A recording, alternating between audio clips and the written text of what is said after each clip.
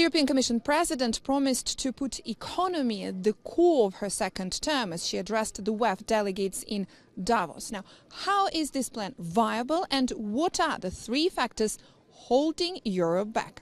I sat down with Kristalina Georgieva, the IMF Managing Director, to talk economy, Europe's competitiveness and Donald Trump. Kristalina Georgieva, the Managing Director of the International Monetary Fund. Thank you for being here. My great pleasure. It is great to meet you here at Davos at the World Economic Forum as we're beginning the year. Now, what is your take and the IMF take when it comes to the main challenges the global economy is facing this year? Let me start with the good news. The world economy is growing steadily. We project 3.3% growth this year, 3.3% growth next year. Inflation is going down, not yet to target, but close. And that has been done with interest rates going up and yet the economy not falling into recession. Remember last year here in Davos, that was the big worry, would interest rates suffocate growth? That didn't happen. But when you scratch under the surface of this 3.3%, what we see is tremendous divergence in economic fortunes. The US is doing very well. We actually upgraded US projections by 0.5 percentage point, very rare.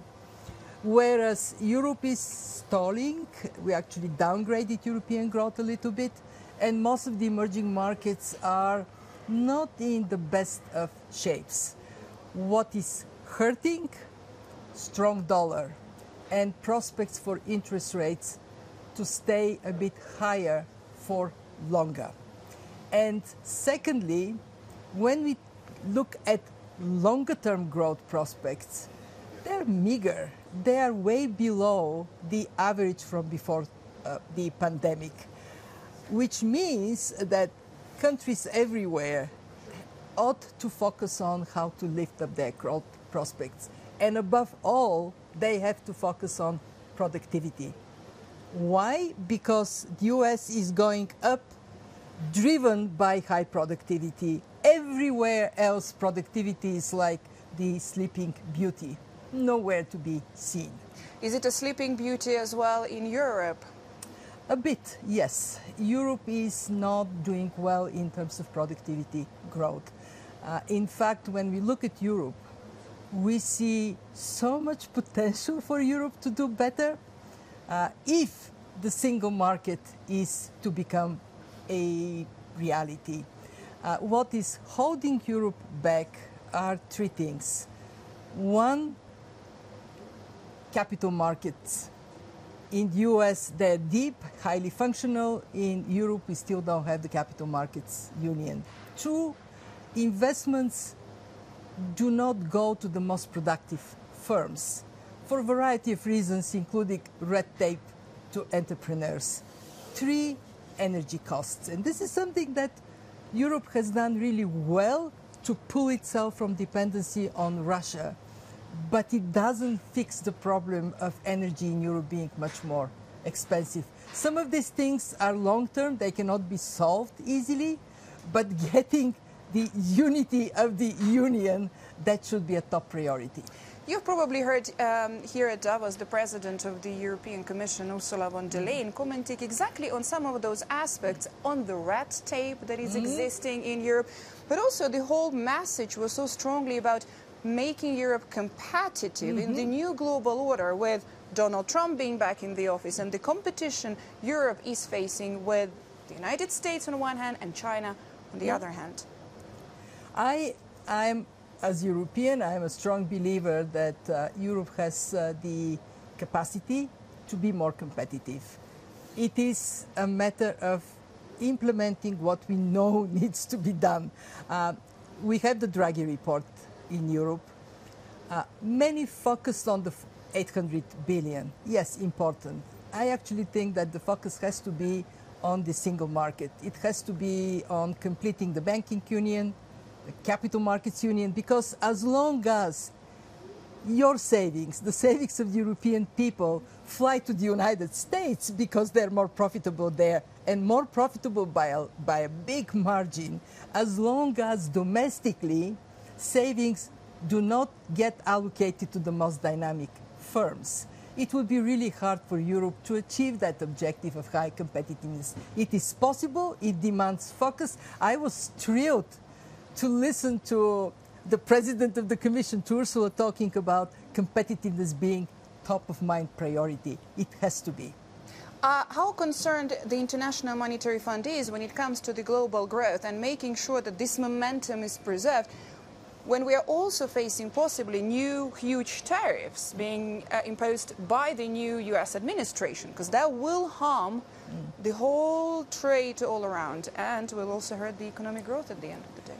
When we look at the first days of the new administration, what we see there is President Trump implementing his election promises. And we should be careful not to zero in on only one aspect of it.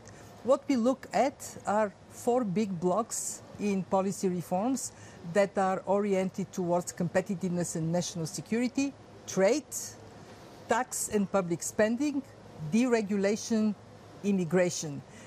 We will see the impact of all those measures in their totality once they become available. And we will see how the rest of the world adopts some of them or reacts to some of them. And then we would know the total impact on the global economy. Right now, what I can tell you is that in the short term, we expect a positive impact on the US economy.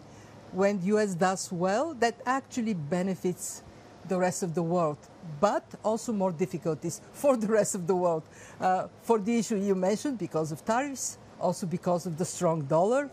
And I think that has to zero attention of policymakers on what can they do for their own competitiveness, what can they do to lift up their prospects for growth. Do you think, though, in this case, we might be facing some situation of, tit-for-tat tariffs introduced from all the sides as repercussions? Is that something that you're envisioning happening? This is very possible. We look back in history, and what we know from experience is that there is almost 75% probability within 1 year when a protectionist measure is imposed from one country on another, this other country to reciprocate. So it is likely to see that kind of response. What we are hoping to see is more attention to domestic policies and also collaboration and trade that may open up because of this new situation. I look at the ASEAN countries. They are now much more aware that they have to figure out how to trade among themselves more. I look at the European opportunities for Europe to look at other markets, what else can be done, and I think we will see over time that trade is like a river. It is unstoppable. When there is an obstacle, it would go around it. Are we going to be experiencing reciprocity? We will see. I mean, it is perhaps not the wisest thing, race to the bottom, but let's see how the reaction of countries would be. And again, I want to stress that sometimes when one door closes, another one opens up.